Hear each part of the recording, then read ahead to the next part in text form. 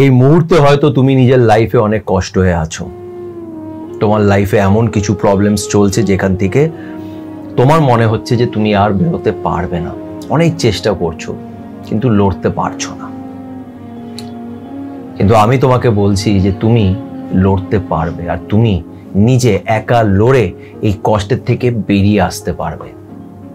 কেন জানো? কেন তুমি সাধারণ মানুষ নও। তোমার মধ্যে অসীম শক্তি আছে। তোমার মধ্যে কিছু এমন গুণ আছে যেটা সবার মধ্যে থাকে না। Yes, you are a special one. তুমি সাধারণ মানুষ নও। কি করে বুঝবে যে তুমি অন্যের থেকে একটু আলাদা? তোমার মধ্যে অনেক শক্তি আছে, তার আশীর্বাদ আছে, আর সব থেকে বড় ব্যাপার তোমার কর্ম খুব ভালো ছিল, যার ফলে তুমি এই জিনিসগুলো পেয়েছো, এই গুণগুলো নিজের লাইফে পেয়েছো।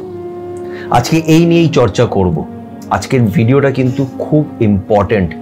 যদি এই গুণগুলো যেগুলো আমি বলবো সেটা যদি তোমাদের মধ্যে থেকে থাকে, তাহলে মনে রেখো যে তোমাকে কেউ হারাতে পারবে না। তোমাকে কেউ হারাতে পারবে না। তুমি এই কষ্টের থেকে বেরিয়ে আসবে। You are a very powerful person.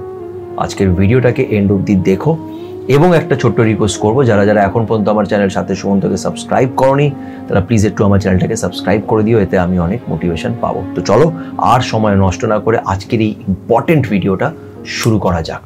দেখো, অনেক সময় যখন আমরা নিজের লাইফে কিছু প্রবলেম ফেস করি, কিছু কষ্ট মধ্যে দিয়ে যখন আমরা যাই, তখন আমরা নিজেকে অনেক হেল্পলেস ফিল করি। আমরা ভাবি যে কি করা যেতে পারে, মানে আমি তো খুব উইক, মানে আমি কি করে লড়বো, আমি পারছি না। সামনের মানুষটা নিজের মতন করে এগিয়ে যাচ্ছে, ওর যা পারছে ও করছে, কিন্তু আমি পারছি না। কিন্তু বিষয়টা কি জানো তো? তুমি হয়তো জানো না যে তুমি অনেক পাওয়ারফুল, আর তুমি কোনো সাধারণ মানুষ নও। তুমি যে সাধারণ মানুষ নও এটাকে বোঝানোর জন্যেই তোমার সাথে আজকে এমন কিছু ঘটনা ঘটেছে যেটা তুমি আর সহ্য করতে পারছো না। তুমি খুব ডিপ্রেস হয়ে গেছো, তোমার মনে হচ্ছে যে তুমি হেরে যাচ্ছ, আর হয়তো এগোতে পারবে না। এতটা নিচে পড়ে গেছো যে আর উঠতে পারবো না। কিন্তু মনে রেখো, একদম নিচে পড়ে যাওয়ার পর আর নিচে জায়গা থাকে না। এবার যদি কিছু হয় সেটা হচ্ছে সে মানুষটা উপরেই উঠতে পারে, কারণ নিচে আর জায়গা নেই, অনেক পড়েছো, এবার উপরে উঠবে। কেন? তোমার মধ্যে আছে কিছু স্পেশাল জিনিস যেটা সবার মধ্যে নেই। কি স্পেশাল জিনিস? হয়তো আজকে আমার এই ভিডিওটা দেখার পর বা আমার এই এক্সপ্লেনেশনগুলো শোনার পর তোমাদের মধ্যে অনেকজনের মনে হবে যে এগুলো ফালতু কথা, এগুলো ভাট বকছে। কিন্তু এই ছোট ছোট জিনিস একটা মানুষকে মানুষ বানায়, যেটা সবাই হতে পারে না। একটা কথা আছে না, বলে যে ছাগলের পেট থেকে ছাগলই জন্মাবে, মানুষের পেট থেকে মানুষ জন্মাবে কি না সেটা বলা খুব মুশকিল। এটা ডিপেন্ড করে তোমার কর্মের উপরে।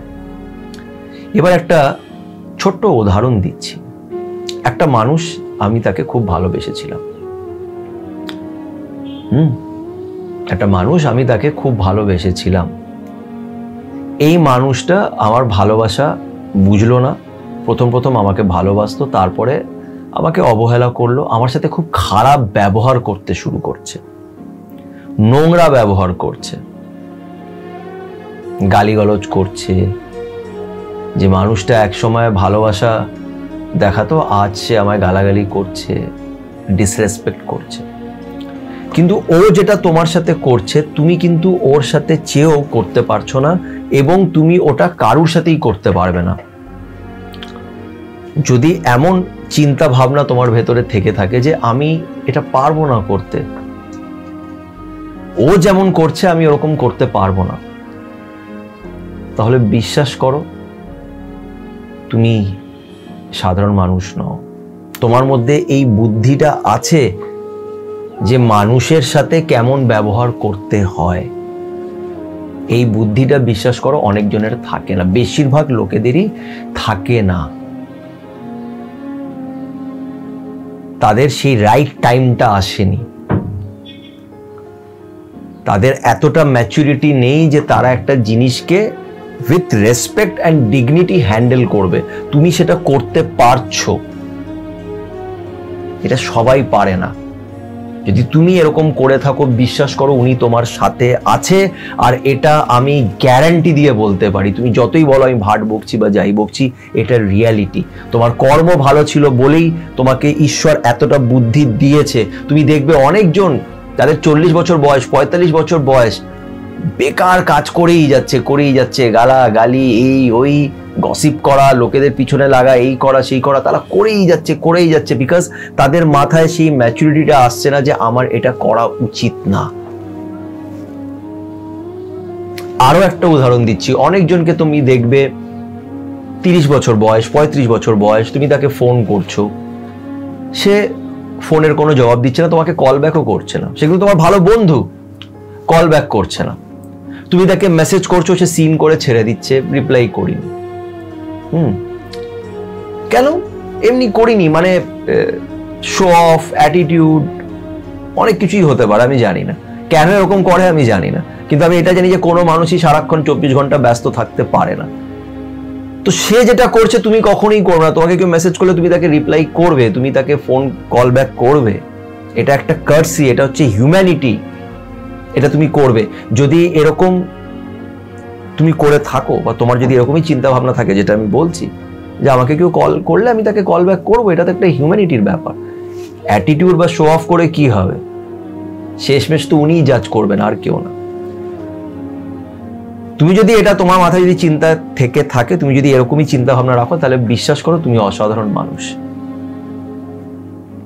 তুমি অসাধারণ মানুষ, তুমি জানো এই হিউম্যান কার্সি গুলো জানো, তোমার শিক্ষা দীক্ষা, তুমি খুব ভাগ্যবান, তোমার কর্মের জন্য তুমি এরকম মা বাবা পেয়েছো যে তোমার এরকম শিক্ষা দীক্ষা, যে কেউ মেসেজ করলে তুমি তাকে রিপ্লাই করো, কেউ তোমাকে ডাকছে, কেউ তোমার কোনো কথা তোমাকে বলতে চাইছে, তুমি মানুষকে এরকম ভাবে মানে বড় ছোট হিসেবে দেখো না, তুমি মানুষের সাথে মানুষের মতনই ব্যবহার করো, এটা অনেক বিশাল বড় ব্যাপার। আর যে এরকম করে ছোট ছোট জিনিস, সিম্পল জিনিস, এগুলো নর্মাল জিনিস, এটা মানে এটা না যে তুমি খুব ভালো মানুষ, বা এটা নর্মাল কার্সি। এতটা বুদ্ধি যদি তোমার মাথায় থেকে থাকে,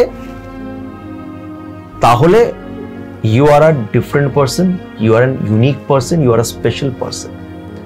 আমার সারাউন্ডিংসে আমি এরকম অনেক ছেলে মেয়েদের দেখি, কারুর বয়স 22 বছর, কারুর বয়স 20 বছর। আমি দেখি যে 20 বছরের মানুষটা বা ছেলেটা বা মেয়েটা অনেকটা আন্ডারস্ট্যান্ডিং, তাদের সাথে কথা বলে বেশ ভালো লাগে।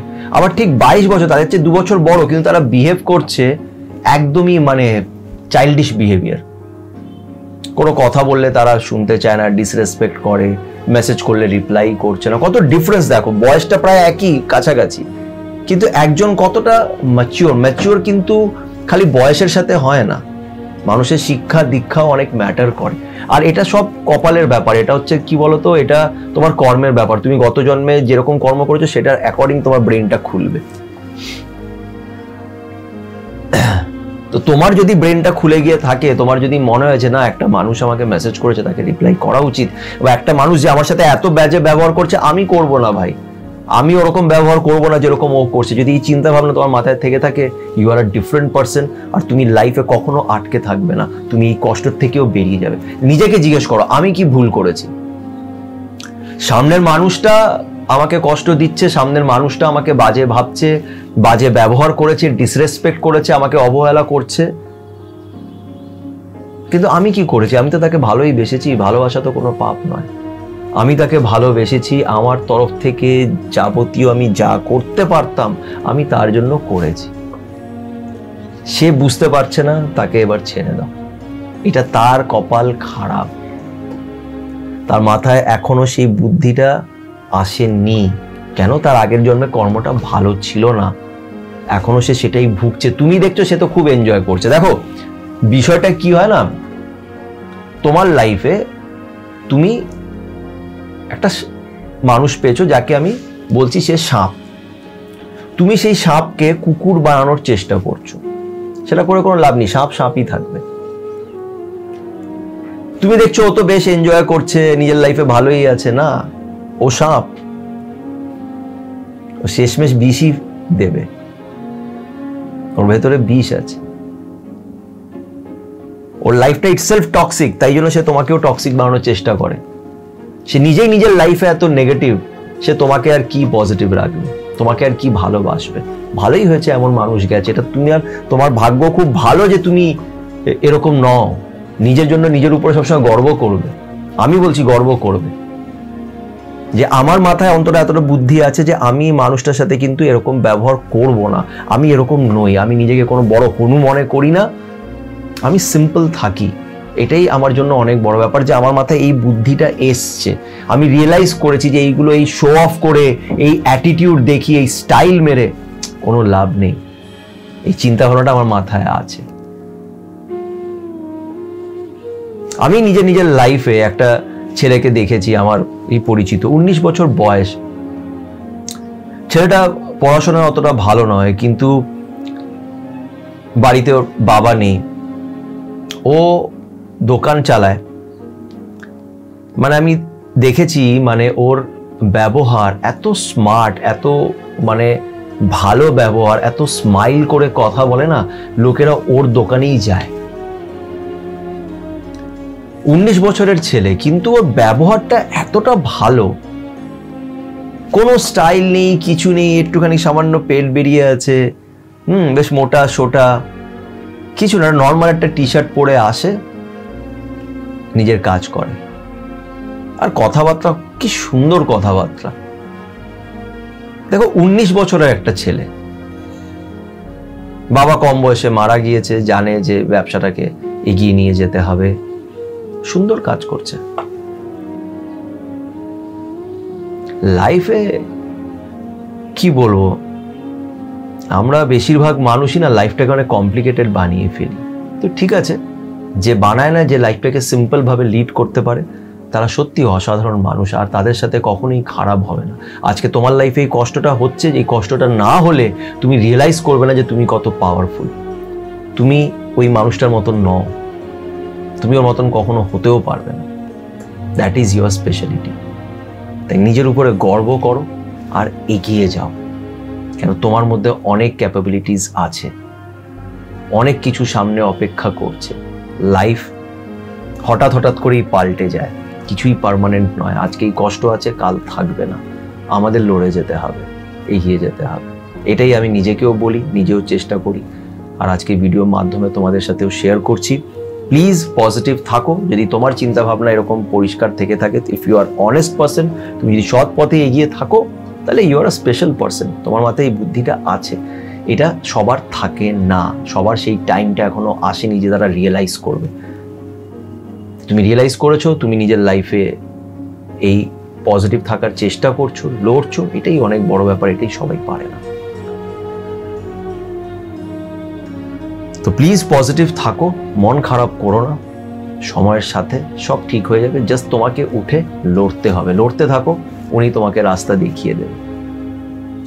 তোমাদের মধ্যে কতজন আজকের এই ভিডিওর সাথে রিলেট করতে পারছো, কানেক্ট করতে পারছো, আমি কি বলার চেষ্টা করছি সেটা বুঝতে পারছো, তারা অবশ্যই আমাকে কমেন্ট করে জানিও তোমাদের কি মতামত, তোমরা কি ভাবো। সবাই ভালো থেকো, পজিটিভ থেকো, আর তার উপরে বিশ্বাসটা রেখো।